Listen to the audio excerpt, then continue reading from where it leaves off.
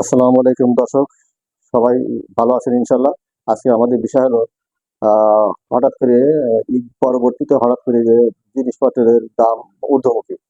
আহ, এ- এটা নিয়ে সংক্ষিপ্ত কিছু আলোচনা করবো, আপনারা মন দিয়ে শুনবেন, শেষ পর্যন্ত এটা দেখবেন এবং শুনবেন এবং কমেন্টস করবেন। বিষয়টা হলো গত 12 বছরের ভিতরে এবার ঈদ সব থেকে সুন্দর গেছে। অর্থাৎ জিনিসপত্রের দাম সব থেকে স্বাভাবিক গেছে। সবকিছু একটা নিয়ন্ত্রণের মধ্যে ছিল, মানুষ খুব খুশি ছিল।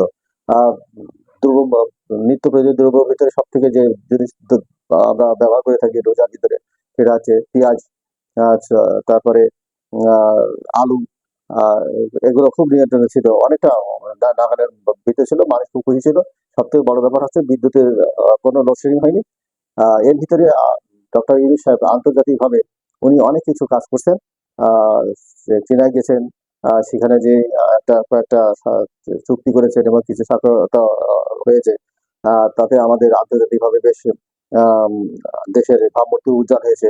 পার্শ্ববর্তী দেশ ভারত হয়তো এতে অখুশি হলেও সেটা কিন্তু আমাদের জাতি হিসেবে বেশ মর্যাদা লাভ করেছে। তো যাই হোক, এতে দেখা গেল যে ডক্টর ইউনূস সাহেব হঠাৎ ঈদের নামাজে উনি যখন জনগণের সাথে হাত মেলাচ্ছেন, তখন কিছু জনগণ তাকে 5 বছর থাকার জন্য অনুরোধ করছেন এবং সোশ্যাল মিডিয়াতেও এটা 5 বছর থাকার জন্য অনেক লেখালেখি হচ্ছে। অর্থাৎ ডক্টর ইউনূস সাহেবের জনপ্রিয়তা তুঙ্গে।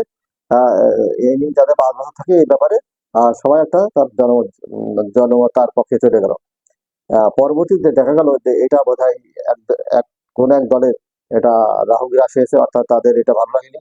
দেখছে যে ডক্টর ইউনূস সাহেবের যদি 5 বছর ক্ষমতায় থাকে বা জনগণ চায়, তাহলে তো নির্বাচন তাড়াতাড়ি হবে না।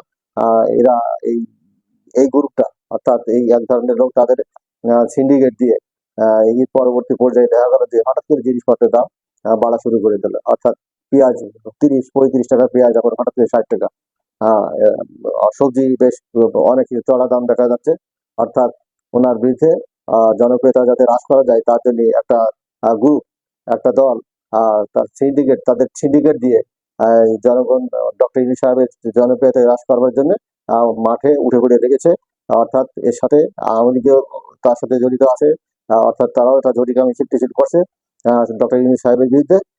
এতে আহ, দেখা যাচ্ছে যে ডক্টর ইউনূস সাহেবের মানে খাটো করার জন্য তারা বেশ তৎপর হয়েছে। তো বিষয়টা ছিল যে ডক্টর ইউনূস সাহেব, আপনাকে অনুরোধ করছি যে এই বিষয়ে আপনি কড়া পদক্ষেপ নেবেন। আপনার বিরুদ্ধে অনেকগুলো লোক, অনেক দল বা কিছু দল বা দু একটা দল আছে যারা আপনার জনপ্রিয়তা কিন্তু ভালো চোখে দেখছে না। তারা কিন্তু আপনার বিরুদ্ধে নানা ষড়যন্ত্র করছে এবং সাথে তো ভারত এবং আওয়ামী লীগ, কুলাঙ্গার আওয়ামী লীগ আহ, তারা তো জড়িত আছেই। তো আপনি সাবধান থাকবেন এবং কড়া পদক্ষেপ নেবেন এগুলোর বিরুদ্ধে। এটা আমরা প্রত্যাশা করি। আপনার জনপ্রিয়তা তুঙ্গে, এখনো মানুষ আপনাকে চাই। যদি আপনি থাকতে চান, তো জনগণ এদেশে মানুষের অনেক উপকৃত হবে। কারণ আপনি আন্তর্জাতিক যে খ্যাতিসম্পন্ন ব্যক্তি, আপনার সাথে তুলনা হয় না। আপনি এই বাংলাদেশের ইতিহাসে আপনার মতো ব্যক্তি আর আমার এই বাংলাদেশে আর কোনো ব্যক্তি পাওয়া যাবে না, আমরা ভবিষ্যতে আর পাবো না।